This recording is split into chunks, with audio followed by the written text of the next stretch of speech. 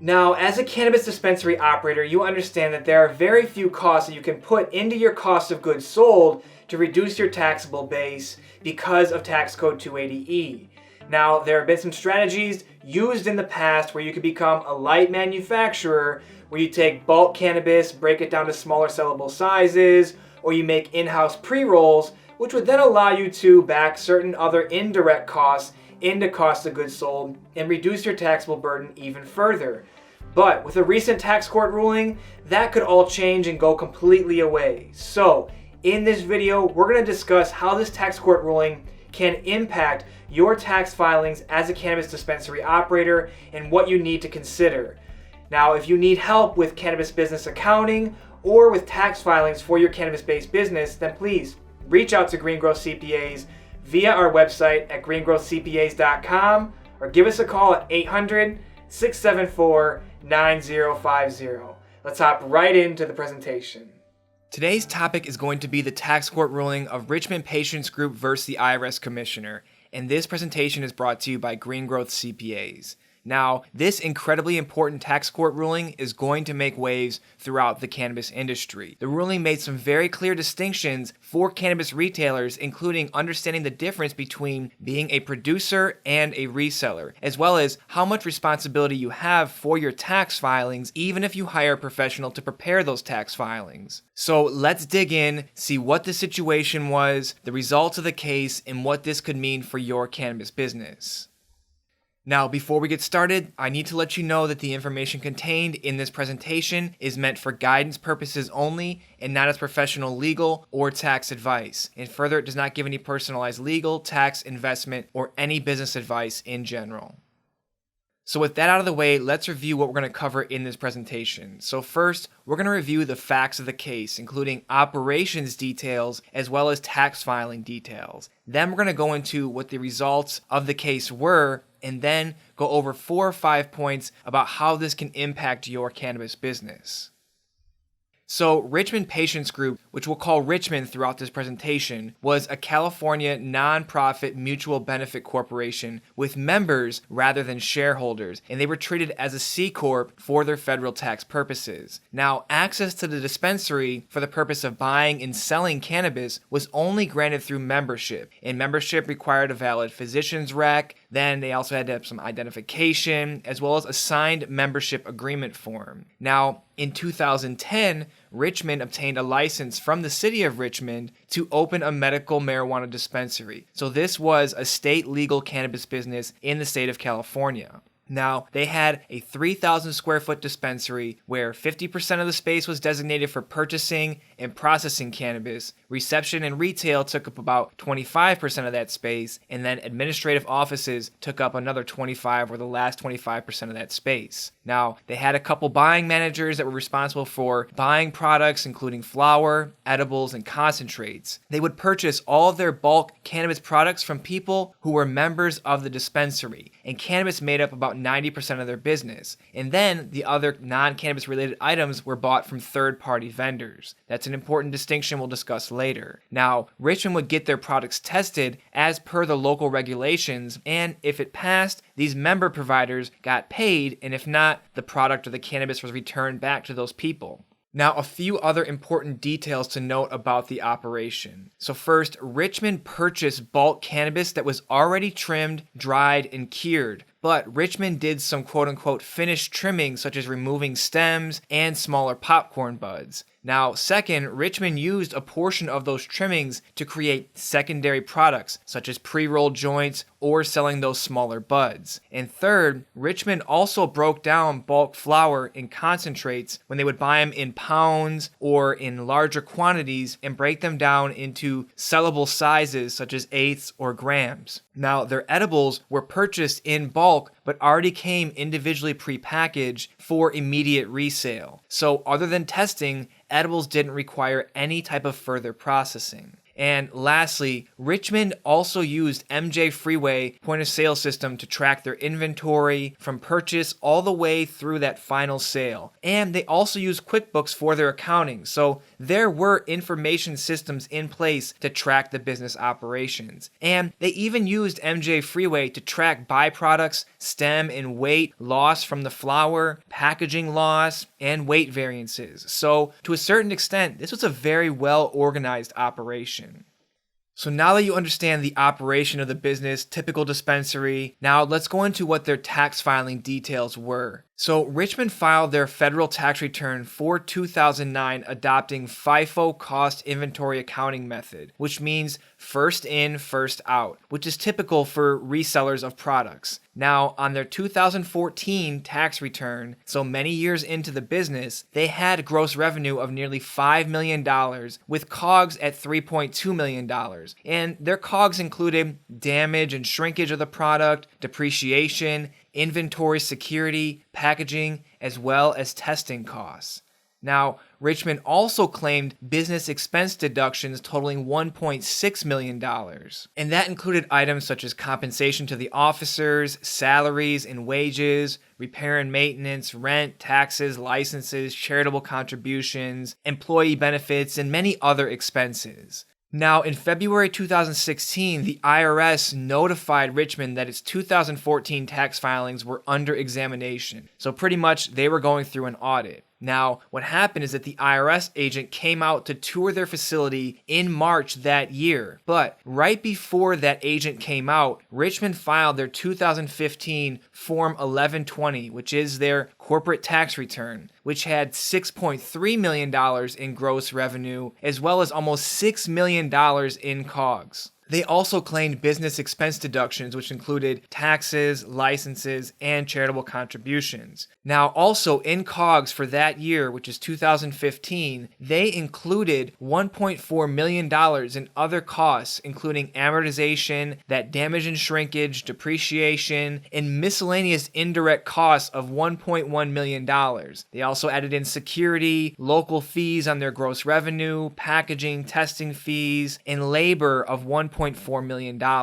So a lot of general expenses being put into their COGS. Here's another important thing that happened. Along with their Form 1120, which is their corporate tax return, Richmond also submitted Form 3115, which is an application for change in accounting method. Again, they did this for the year 2015, which that would change its accounting method from their period costs to inventoriable costs. Now, I don't want to get too much into the details about that, but inventoriable costs, referred to as indirect COGS, there's some more things you can do with that and how you can put certain costs into your COGS. Now, on that Form 3115, Richmond reported that it did not have any federal income tax returns under examination, which is an obvious misstatement of the facts. So what you can see here is that they had sizable revenues, $5-6 million in revenue. They put a lot of indirect costs into their COGS, and they were under examination, and they even decided to try to change their accounting methodology. So there's a lot going on here, especially when you have the IRS deep into your books and deep into your business.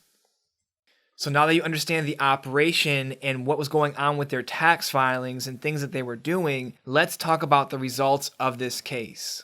So this is how it shook out. Nearly a year later, after the initial examination started, in February 2017, the IRS mailed Richmond a response that defined their tax deficiencies, so how much they did not pay in taxes that they should have, as well as accuracy-related penalties. Now, the IRS disallowed nearly every business expense in COGS, including their rent, the compensation to the officers, salary, wages, repair and maintenance, taxes, licenses, depreciation, employee benefits, and everything else. Now, it's important to know, and you probably understand this, but 280E is very, very clear, and there is nothing to be misunderstood in this tax code. Now, there is a lot of supporting tax court rulings that help to define and make what is already crystal clear even more clear. So you can deduct the direct costs of your product, but you cannot put every business expense that would fall under Section 162A, which are trade or business expenses, into into COGS for most cases. Now, there are some, differences in that, and, we can talk about that in a later video. But understand, if it's an SG&A expense, it probably cannot be deducted because of tax code 280E. Now, note that the IRS did allow, in this case, the cost of the product, packaging, and testing as COGS, but everything else was disallowed. Now, it's also important to understand that generally, the determinations made by the IRS in a notice of deficiency are presumed correct right there, and the taxpayer bears the burden of proving those determinations untrue. So if they say that you should have paid more taxes, you have to prove that, hey, the IRS, you're wrong, and here's why. And this is where having an experienced CPA can help. Someone with experience would have known not to allocate all these costs, which would be disallowed expenses, or at least to know that most of them couldn't be allocated in whole, but potentially in part to COGS. When you are very blatant and put everything into the cost of goods sold with no reasonable methodology, you're pretty much putting up a red flag saying, come look at this. Now, one final important nuance to understand about this case was the determination that Richmond was a reseller, or determined to be a reseller, and not a producer. This is to our business, the most important aspect of this case. Now, Richmond took the position that they were a producer, which would allow them access to other tax codes such as 263A and 1-471 to capitalize indirect inventory costs. Now, there have been memos sent out that 263A does not apply and cannot be used by cannabis or marijuana businesses, so just for sake, 1-471, which would allow them to capitalize indirect inventory costs.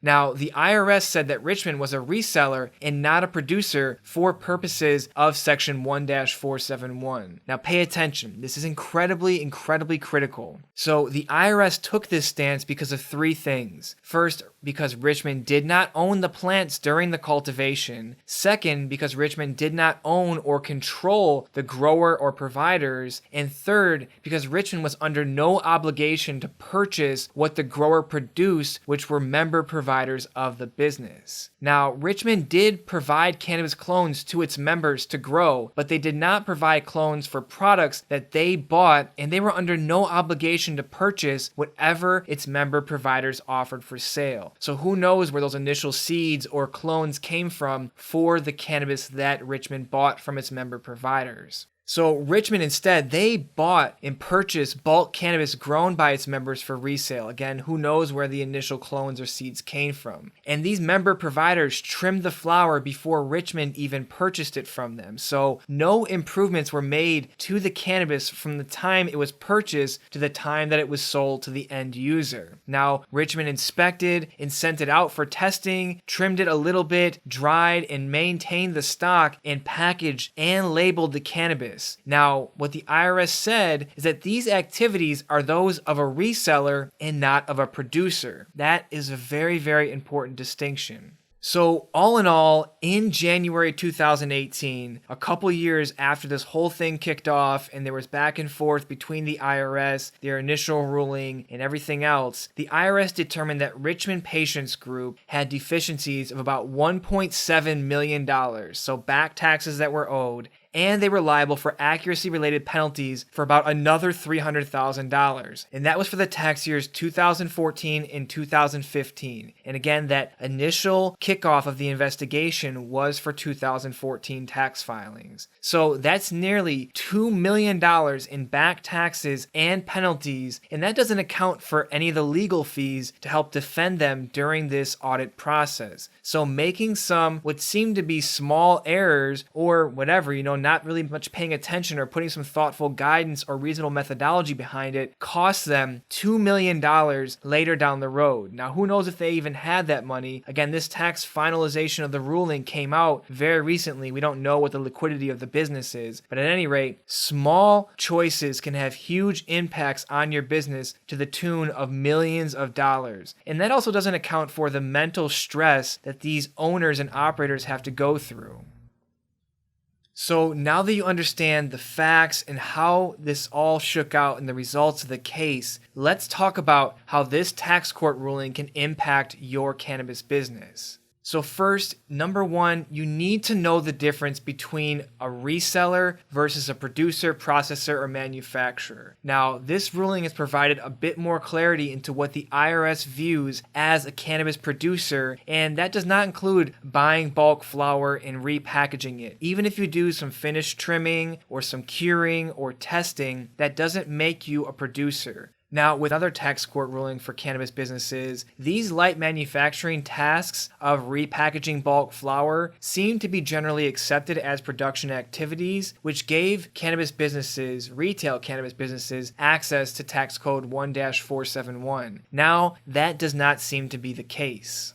Number two, this case also made it very clear that you need to have a reasonable methodology to allocate costs into cost of goods sold. Now, even if Richmond were to be classified as a producer, they made a big mistake on cost allocations. From what we could view from the filings, many of those indirect costs that Richmond added into COGS were taken at the full cost and had no allocation factors such as being based on their square footage or time spent on those certain tasks for the salary and wages. Now, for example, if you maybe allocated a percentage of the security costs, if you could prove that the security guard spent a certain amount of time with the inventory, maybe you could have said, all right, 12% of the security costs can be allocated to cost of goods sold because we paid someone to protect the inventory for that amount of time. Maybe it would have worked out differently for them, who knows, but this is just a very, very clear indicator that you need to have a reasonable methodology since all of those costs were disallowed, not a single percentage of these other costs aside from packaging, testing, and the raw cost of the product. So again, make sure you have that reasonable methodology to allocate certain costs into COGS. Third, another thing and a nuance that most people don't know, but we have to make this very clear. You must ask permission of the IRS to change your accounting methodology. And truly what Richmond did was pretty surprising by filing the change in status, because to change your accounting method, you again need to get permission from the IRS commissioner. And they did this while they were under investigation. Now, with Richmond, they initially elected to use FIFO, which is that first in, first out, which is typical of resellers and not of producers. Producers will use inventoriable costs for their accounting method. And when Richmond tried to change their methodology from period costs to inventoriable costs, it didn't really fit into their business. It didn't fit their business model because they were determined, again, to be resellers. And also, they lied on their form that none of their returns were under examination, so that probably didn't help either. So what this means is that as early as you can in your business's life, hopefully from day one, you need to get thoughtful guidance from your CPA on what your accounting methodology should be, because as you can see here, it can have incredible long-term effects on your business's ability to allocate certain costs later down the road, down the line of the business, and it must fit, your accounting methodology must fit how your business actually operates. And the last key takeaway that you need to understand is that hiring a CPA to do your taxes does not absolve you of your responsibility in those tax filings. Now, Richmond tried to say that they acted reasonably and in good faith because there was a lack of guidance regarding Section 280E, which is pretty much not true because there are many, many tax court cases that reaffirm the IRS's stance on 280E as well as the tax court's stance on 280E. Now, Richmond made some questionable accounting moves, and then they tried to pin that blame back onto their CPA. Now, when the IRS hears this, they establish the standing of good faith by the taxpayer, which would be Richmond, being able to prove three factors. Now, first, which was that the advisor that they hired was a competent professional who had sufficient expertise to justify that reliance on their guidance. Second, that the taxpayer, Richmond, provided necessary and accurate information to that advisor. And lastly, number three, that the taxpayer, which is Richmond, actually relied in good faith on the advisor's judgment.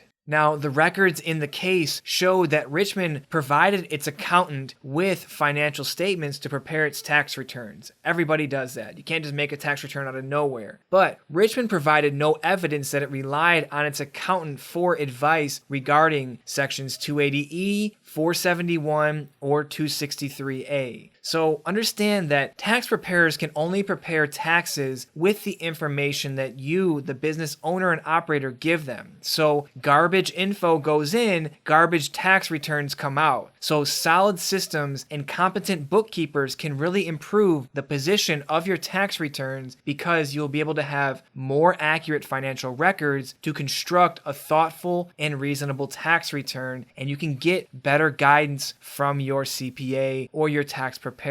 So the big takeaway from this point here is that simply hiring a professional to prepare your income tax return without giving the professional the necessary information or relying on his or her advice does not absolve you, the taxpayer, from liability for a penalty. As you can see in this case, Richmond got stuck with a lot of penalties even though they used a professional tax preparer. So to tie it all up, where do we go from here? From this ruling, it's obvious that 280E is going nowhere. It's here to stay. And it's very obvious that the IRS and the US tax courts are in a clear agreement of their understanding and the implementation of 280E and CoGS calculations when it comes to dispensaries and retail cannabis operations. They are making it very, very clear who is a reseller versus who can qualify as a producer. So any flexibility or loopholes that were there are being shaken out of the system, and it's very, very concrete, again, who is a reseller versus who qualifies as a producer.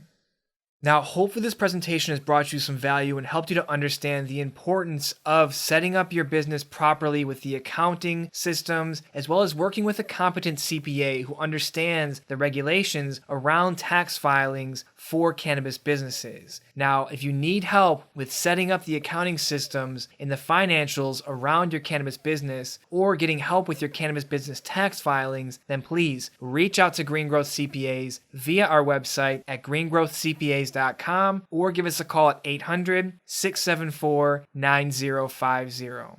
Some certain activities in the business, such as HR, legal, and accounting, are sometimes better exported out to third-party service providers because you can get a better service at a better rate instead of having it in-house. And this also allows you to focus on the core competency of your business, which should be something around cannabis, whether that's manufacturing, distribution, or just being a great retailer or an awesome cultivator. So if you need help with your cannabis business accounting setup or filing your cannabis business taxes, then please reach out to Green Growth CPAs via our website at greengrowthcpas.com or give us a call at 800-674-9050. Have a great day, and we'll talk to you soon.